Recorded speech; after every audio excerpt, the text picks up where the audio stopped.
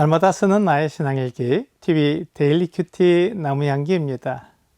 오늘은 여호수아 6장 15절에서 21절을 묵상하겠습니다. 일곱째 날 새벽에 그들이 일찍이 일어나서 전과 같은 방식으로 그 성을 7번 도니 그 성을 7번 돌기는 그날뿐이었더라. 7번째에 제사장들이 나팔을 불 때 여호수아가 백성에게 이르되 외치라. 여호와께서 너희에게 이 성을 주셨느니라. 이 성과 그 가운데 있는 모든 것은 여호와께 온전히 바치되 기생 라합과 그 집에 동거하는 자는 모두 살려주라. 이는 우리가 보낸 사자들을 그가 숨겨주었음이니라. 너희는 온전히 바치고 그 바친 것 중에서 어떤 것이든지 취하여 너희가 이스라엘 진영으로 바치는 것이 되게 하여 고통을 당하게 되지 아니하도록 오직 너희는 그 바친 물건에 손대지 말라. 은, 금과 동철 기구들은 다 여호와께 구별될 것이니 그것을 여호와의 곳간에 드릴지니라 하니라. 이에 백성은 외치고 제사장들은 나팔을 불매 백성이 나팔 소리를 들을 때 크게 소리질러 외치니 성벽이 무너져 내린지라. 백성이 각기 앞으로 나아가 그 성에 들어가서 그 성을 점령하고 그 성 안에 있는 모든 것을 온전히 바치되 남녀노소와 소와 양과 나귀를 칼날로 멸하니라. 여리고 성이 무너진 것은 이스라엘 백성들이 한 일이 아니었습니다. 그들은 하나님의 말씀대로 성 주위를 돌았고 일곱째 날에 제사장들의 나팔 소리에 맞춰 크게 소리 질렀던 것입니다. 그렇게 했을 때 하나님께서 약속대로 여리고 성을 무너지게 하셔서 이스라엘 백성들이 그 성으로 들어가 여리고 사람들을 남녀노소와 소와 양과 나귀를 진멸했습니다.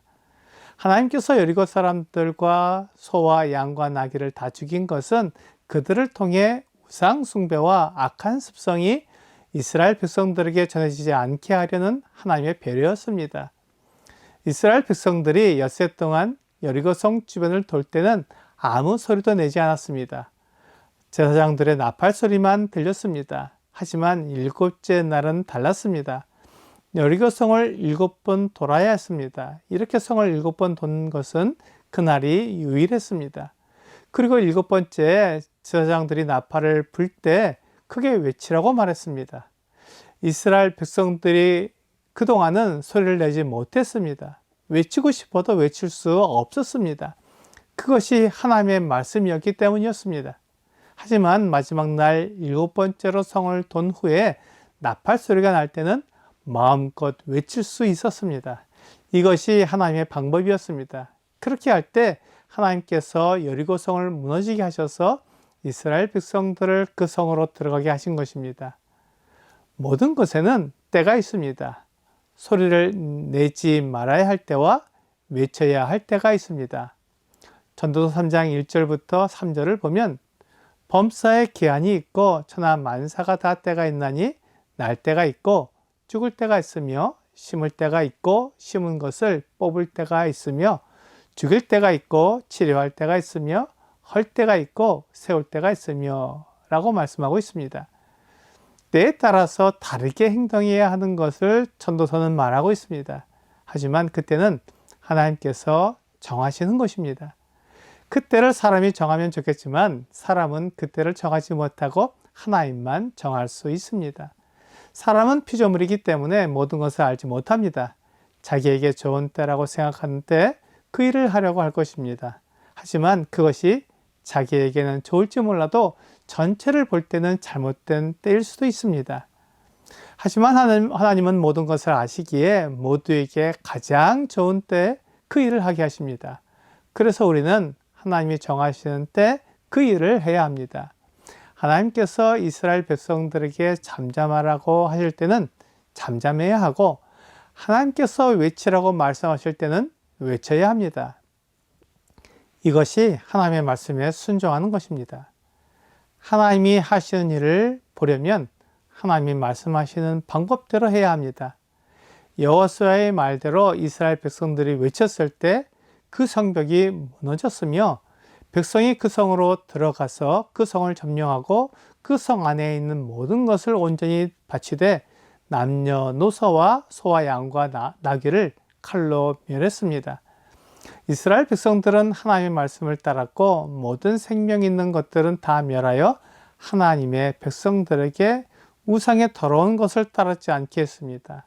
그리고 하나님은 이스라엘 백성들에게 생명이 없는 동철 기구들은 하나님의 곳간에 가져다 놓았습니다. 그것은 하나님의 것이었습니다. 이스라엘 백성들이 싸워 이긴 것이기 때문에 이스라엘 백성들이 노략물을 가져도 되지 않는가 하는 생각을 할 수 있습니다. 하지만 여리고성은 이스라엘 백성들의 노력으로 얻은 것이 아닙니다. 여리고성은 하나님께서 주셨습니다. 성을 무너뜨리게 하신 것도 하나님이시며 그 안에 있는 사람들이 이스라엘 백성들을 두려워한 것도 하나님이었습니다. 그러므로 그 성을 점령하게 하신 분은 하나님이었습니다. 그래서 그 성에서 얻은 노략물은 하나님께 드려야 했습니다. 그렇다면 우리의 삶 속에서 내가 힘쓰고 애써서 얻은 것이 무엇이 있겠습니까? 사실 모든 것이 하나님께서 주신 것이기 때문에 내 것은 아무것도 없습니다. 하나님께서 나에게 은혜로 주신 것뿐입니다. 하나님께서 나에게 주신 것을 인정한다면 하나님께 드리는 것이 아깝지 않을 것입니다. 디모데전서 6장 7절부터 9절은 우리가 세상에 아무것도 가지고 온 것이 없으며 또한 아무것도 가지고 가지 못하리니 우리가 먹을 것과 입을 것이 있은즉 족한 줄로 알 것이니라. 부하려 하는 자들은 시험과 올무와 여러 가지 어리석고 해로운 욕심에 떨어지나니 곧 사람으로 파멸과 멸망에 빠지게 하는 것이라 라고 말씀하고 있습니다. 우리가 이 세상에 아무것도 가지고 오지 않았고 아무것도 가지고 가지 못합니다. 그렇기 때문에 이 세상에서 내가 누리는 모든 것은 하나님께서 주신 것입니다. 그것을 인정하고 모든 것의 주인이 하나님이라는 것을 인정한다면 내게 주신 것을 감사하며 모든 것을 드릴 수 있을 것입니다. 오늘의 적용 질문을 보겠습니다. 첫 열매는 하나님께 드려야 합니다. 내가 드려야 할 첫 열매는 어떤 것이 있을까요? 가나안 땅의 첫 성인 여리고는 하나님께 주신 성이었습니다. 그러므로 그 성에서 얻은 모든 것을 하나님께 드려야 했습니다. 내 몸과 자녀, 직장, 옷 등 모든 것이 하나님의 것입니다. 그러므로 하나님께 드리지 못할 것이 없다는 것을 고백하게 됩니다. 오늘 내가 가진 모든 것의 주인이 하나님이시기에 그분께 아낌없이 드리는 여러분과 제가 되기를 주 예수님의 이름으로 기도합니다.